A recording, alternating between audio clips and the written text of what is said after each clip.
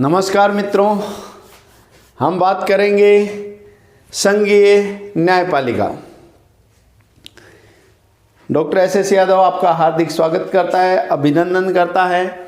हम चर्चा जो कर रहे हैं वो कार्यपालिका, व्यवस्थापिका, संघीय कार्यपालिका, व्यवस्थापिका, मौलिक अधिकार, नीति निर्देशक तत्व, मूल कर्तव्य, ये सब कंप्लीट हो चुके हैं। आप जाकर देख सकते हैं, हमारे चैनल पर प्लेलिस्ट में जाकर इन सब वीडियो को देख सकते हैं। बहुत अच्छे ढंग से आपको क्लियर करवाने की कोशिश की गई है।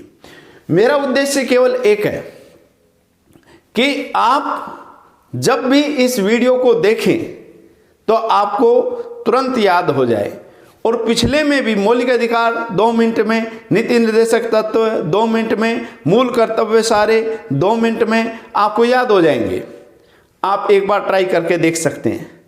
और याद नहीं होते हैं तो नहीं जरूर लिखना, कमेंट बॉक्स में नहीं हुआ मेरे, ऐसे लिखना। एक बार आप देख लीजिए सारे वीडियो शुरू से लेकर अब तक। संविधान की विशेषताएं भी हैं, उसके बाद में मौलिक अधिकार हैं, मूल कर्तव्य हैं, अनुसूचियां हैं, नीति निर्देशक तत्व हैं। फिर उसके बाद में आ जाता है राष्ट्रपति हैं, भारत के सारे राष्ट्रपति आप 1 मिनट में याद कर सकते हैं। फिर प्रधानमंत्री हैं, फिर उनकी शक्तियां हैं, उपराष्ट्रपति हैं। इन सब के ऊपर हमने बहुत अच्छे से चर्चा की है। प्लीज़ आप एक बार जाके वो हमारी वीडियो देख सकते हैं। हाँ, अगर आप एक प्रतियोगी हो, अगर आप एक छात्र हो तो आपको बहुत लाभ मिलेगा इससे, निश्चित रूप से। चलिए हम उसी क्रम में अगला एपिसोड लेके आए हैं, न्यायपालिका। न्यायपालिका में मूल बात क्या है कि पढ़ तो हम बहुत लेते हैं, किताबों में बहुत लिखा है, नोट्स बहुत मिल जाएंगे, लेकिन मूल चीज क्या है कि हमें याद कैसे हो। मैं इस पे वर्क कर रहा हूं कि हमें याद कैसे हो, क्लासरूम में ही हमें कैसे लर्न हो जाए। तो विषय वस्तु पूरी डिटेल से भी समझेंगे और उसको माइंड में चित्रण करके, मानसिक चित्रण करके याद भी करेंगे। तो चलिए, पहली बात तो हमारी संघीय न्यायपालिका।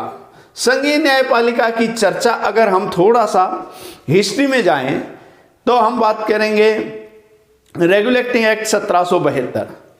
वहां से न्यायपालिका की शुरुआत हुई है, वहां आधुनिक न्यायपालिका की शुरुआत हुई। रेगुलेटिंग एक्ट 1772 के तहत कलकत्ता उच्च न्यायालय की स्थापना हुई। एलिजा इम्पे उसके प्रथम न्यायाधीश थे। उसके बाद मुंबई, वर्तमान नाम बोल रहा हूं मैं, मुंबई, चेन्नई और हाई कोर्ट की स्थापना हुई, है ना। मुंबई है, चेन्नई है, इन हाई कोर्ट की भी स्थापना हुई। बाद में इलाहाबाद हाई कोर्ट भी आया और उड़ीसा, राजस्थान ये आज़ादी के बाद आए। तो कुल मिला के बात यह है, फिर आगे श्रृंखला चल पड़ी। तो भारतीय न्यायपालिका का स्वरूप क्या है, स्तर क्या है, क्षेत्राधिकार क्या है, प्रणाली क्या है। प्रणाली ये है कि ये जो जैसे हम अभी तक संघीय कार्यपालिका और संघीय व्यवस्थापिका पढ़ते आ रहे हैं उस प्रकार से बिल्कुल नहीं है। हम अभी तक पढ़ते जो आ रहे हैं वो शक्तियों का बंटवारा पढ़ते आ रहे हैं। यहां शक्तियों का बंटवारा नहीं है, यहां क्षेत्रों का बंटवारा है, क्षेत्राधिकार। और क्षेत्राधिकार जो है 1 मिनट के लिए, जैसे अपने परिवार में क्षेत्राधिकार अगर हम बात करें एक बच्चे का, तो बच्चे का कम क्षेत्राधिकार है। फिर चाचा जी का बात करें, उसका क्षेत्राधिकार बड़ा हो जाता है। फिर पापा जी का बात करें, उसका भी क्षेत्राधिकार बड़ा हो जाता है। दादाजी का बात करें तो सर्वोच्च पूरा कंप्लीट क्षेत्राधिकार है। इसी प्रकार से ये एक बच्चा है, इससे बड़ा जो है ये पिताजी है और ये दादाजी है। सर्वोच्च क्षेत्राधिकार जिस प्रकार दादाजी का होता है उसी प्रकार से सर्वोच्च क्षेत्राधिकार सर्वोच्च न्यायालय का है। यानी कि अधीनस्थ न्यायालय का क्षेत्राधिकार एक जिला होता है, मोटे रूप में बात करें तो एक जिला होता है। उच्च न्यायालय का अगर बात करें तो ये एक राज्य होगा, या प्लस में कुछ मिश्रित उच्च न्यायालय भी हैं, कुछ और क्षेत्र भी हो सकता है। जैसे 2 राज्यों का उच्च न्यायालय, समझ रहे हो?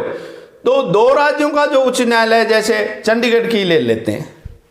हाँ, ये भी कई लोग पूछते हैं कि 2 राज्यों का उच्च न्यायालय एक होगा, कैसे याद करेंगे? अरे अभी याद हो जाएगा। ये देखो, 2 राज्यों का उच्च न्यायालय एक होगा, 2 राज्यों का उच्च न्यायालय एक होगा, यानी अनुच्छेद 231।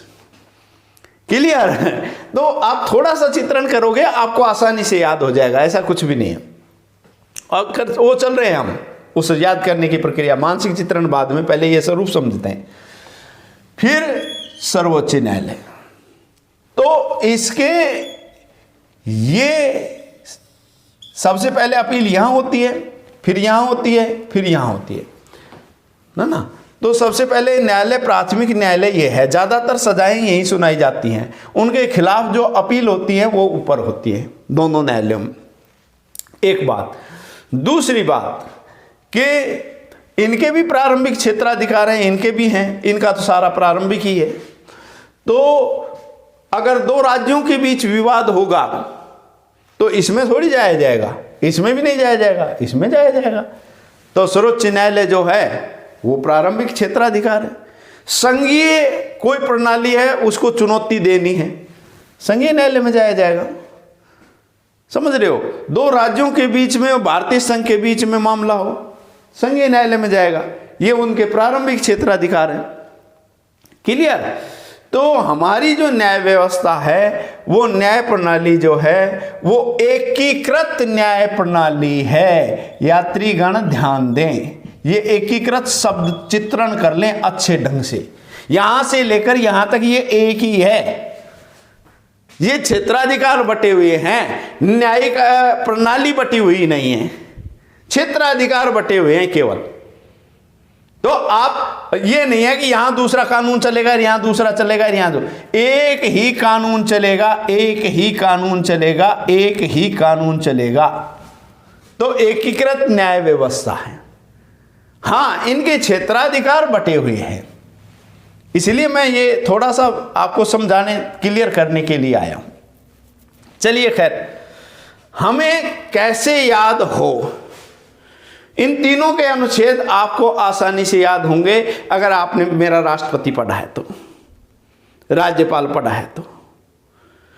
जैसे हमने राष्ट्रपति में याद किया था, 52 का राष्ट्रपति, 53 में कार्य किया, 54 का था तब तेरे को चुना, 61 का हो गया हट जा नहीं तो महाभियोग लगा देंगे। यानी अनुच्छेद 52 के अनुसार भारत में एक राष्ट्रपति होगा, अनुच्छेद 53 के अनुसार वो कार्यपालिका का मुख्य होगा। 52 का राष्ट्रपति, 53 में कार्य किया, 54 का था तब तेरे को चुना, यानी अनुच्छेद 54 में राष्ट्रपति के चुनाव का वर्णन है। अनुच्छेद 61 में राष्ट्रपति के खिलाफ महाभियोग का वर्णन, अनुच्छेद 72 में वो क्षमादान देता है और कोई भी विधेयक उसको जेब में रख सकता है, आय। अनुच्छेद 111 और 1, 2, 3 कह के क्या जारी करता है? अध्यादेश जारी करता है। 1, 2, 3 कह के अध्यादेश जारी करता है।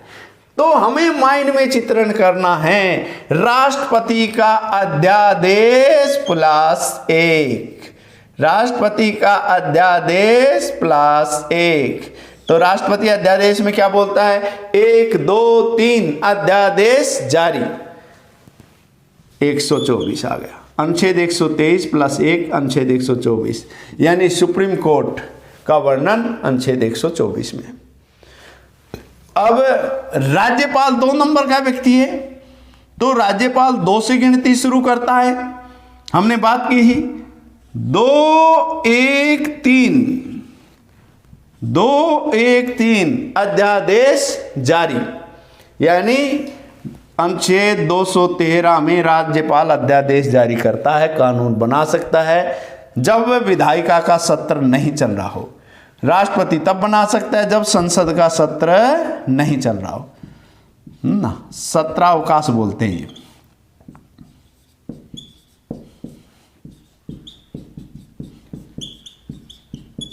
सत्रावकाश के समय ये अध्यादेश जारी करता है, ये भी अध्यादेश जारी करता है, प्लस 1 किया 214 उच्च न्यायालय आ जाएगा। फिर हम राजस्थान के हैं, तो आपने रे बराबर राजस्थान। राजस्थान में जिले कितने हैं अभी? 33 ना। राजस्थान के 33 जिलों में राजस्थान के 33 जिलों में अधीनस्थ न्यायालय होगा। यानी अधीनस्थ न्यायालय जो शुरू होता है अनुच्छेद 233 से शुरू होता है। क्लियर? तो ये आया था कॉलेज लेक्चरर में। तो आप थोड़ा सा चित्रण करोगे तो आसानी से आपको ये कंप्लीट याद हो जाएगा। क्लियर हुआ? तो हमारी जो न्यायपालिका है वो एकीकृत न्यायपालिका है, एक बात। दूसरी बात, इनके सबके क्षेत्राधिकार बटे हुए हैं। आगे हम बात करेंगे, सबकी एक एक करके डिटेल करेंगे। ये तो एक थोड़ा सा चित्रण था ताकि आपके माइंड में फिट बैठ जाए कि हाँ, हाई कोर्ट क्या है, सुप्रीम कोर्ट क्या है, अधीनस्थ कोर्ट क्या है। अब फिर एक थोड़ा सा एक बार और क्लियर कर दूं मैं, ज़्यादा 90% मामले अधीनस्थ न्यायालय से ही शुरू होते हैं।